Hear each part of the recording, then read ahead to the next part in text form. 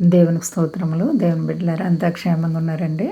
ప్రతిరోజు ప్రభువారు చక్కటి వాగ్దానాల ద్వారా మనతో మాట్లాడి మనల్ని ఎంతగానో ఆశీర్వదిస్తూ ఉన్నారు. ఆయనకే మహిమ. అంతా క్షేమంగా ఉన్నారండి. ఈరోజు దేవుని వాగ్దానం మొదటి రాజుల గ్రంథము 3వ అధ్యాయము 9వ వచనం.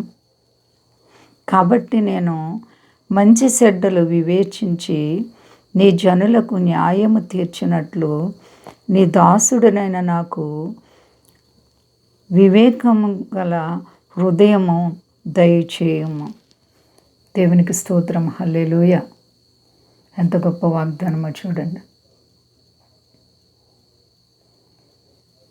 సొలొమోను గారికి దేవుడు ప్రత్యక్షమై, నీకేమేవి కోరుచున్నావు నా కుమారుడా, నువ్వు అడిగిందే ఏదైనా నేను ఇస్తాను అని దేవుడు మాట్లాడుతుంటే సొలొమోను గారు చాలా ఆలోచించి ఆయన ఐశ్వర్య ఘనతలు ఏమీ అడగకుండా, గొప్ప భోగభాగ్యాలు ఏమీ కోరకుండా ఆయన ఒక్కటే అడిగారండి, ఈ ప్రజల్ని నేను మంచిగా పరిపాలించాలి, వారికి న్యాయం చేయాలి.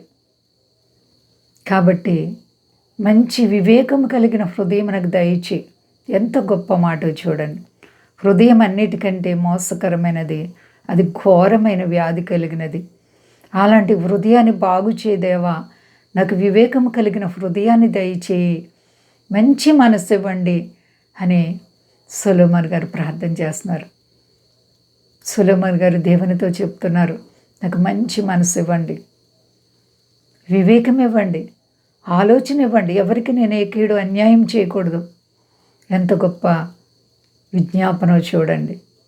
మరి మనకి దేవుడు ప్రత్యక్షమై మనల్ని అడిగితే మనం ఎన్ని కోరుకుంటామో, కానీ సొలొమోను గారు అయితే, అదిగో అయ్యా, నీవు ఇచ్చినటువంటి సర్వ జనాంగానికి నేను మంచి చేయాలి, నా హృదయము పవిత్రంగా ఉండాలి, నేను ఎవరికి కీడంటూ చేయకూడదు. ఎంత గొప్ప మాట. మరి నీ ప్రార్థనలు దేవుని సన్నిధిలో ఎలా ఉన్నాయి? నీ విజ్ఞాపన దేవుని సన్నిధిలో ఎలా ఉంది? సొలొమోనుకి ఇచ్చిన దేవుడి జ్ఞానం, గొప్ప జ్ఞానాన్ని సొలొమోను గారికి ఇచ్చారు. జ్ఞానమే కాదు, ఐశ్వర్యం, సర్వ సంపదలు ఇచ్చారు.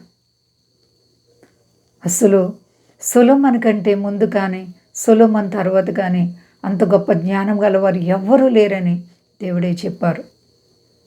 ఎంతగా దేవుడు సొలొమోను గారిని ప్రేమించారు. మరి నీవు దేవుని చేత ప్రేమింపబడాలంటే దేవునికి ఇష్టమైనటువంటి మనవి చేయాలి, దేవునికి నచ్చినట్లు ప్రార్థించాలి. దేవుడికి నువ్వు నచ్చినట్లు ప్రవర్తిస్తే నీకేది అవసరమో నీవు అడగకపోయినా ఇవ్వగలరు ఆయన. సొలొమోను గారు ఐశ్వర్యం ఘనతలు ఏమీ అడగలేదు, అయినా సరే దేవుడు ఆయనకి సమస్తాన్ని ఇచ్చారు. అలాగే నీకు కూడా సర్వాన్ని ఇవ్వగల దేవుడు. దేవునికి లోబడుతున్నావా?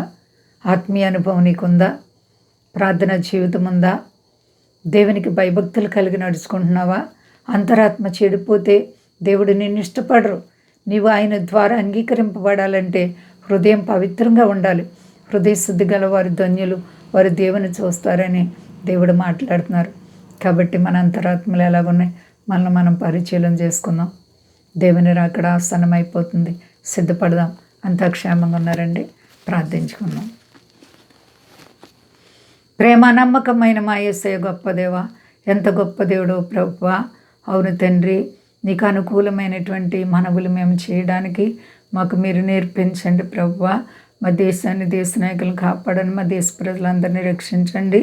ముఖ్యంగా తండ్రి, మీ దాసులను కాపాడండి, సర్వ ప్రపంచాన్ని కాపాడండి. కష్టాలు, బాధలు, రుణాలు, ఆర్థిక పరిస్థితులతో, వ్యాధి బాధలతో ఉన్న ప్రతి బిడ్డలకు యేసు నామములో విడుదల కలుగును గాక. అందరికీ క్షేమాన్ని దయచే ప్రభువా. అయ్యా, నీ నామాన్ని బట్టి మేము ఈ రోజు వరకు నెమ్మది పొందుచు ఉన్నాం. నీ దయగల నామానికి మహిమ తెచ్చుకొని నీతో మేము ఎలా నడవాలో నేర్పించి మహిమ పొంది శక్తి కలిసే నామని అడుగుచున్నాను తండ్రి. ఆమేన్. అందరికీ వందనాలండి. మా కొరకు పరిచయం కొరకు అందరూ ప్రార్థించండి. ప్రభువారు మిమ్ములను, మీ బిడ్డలను, మీ కుటుంబాలను దీవించి ఆశీర్వదించును గాక. ఆమేన్.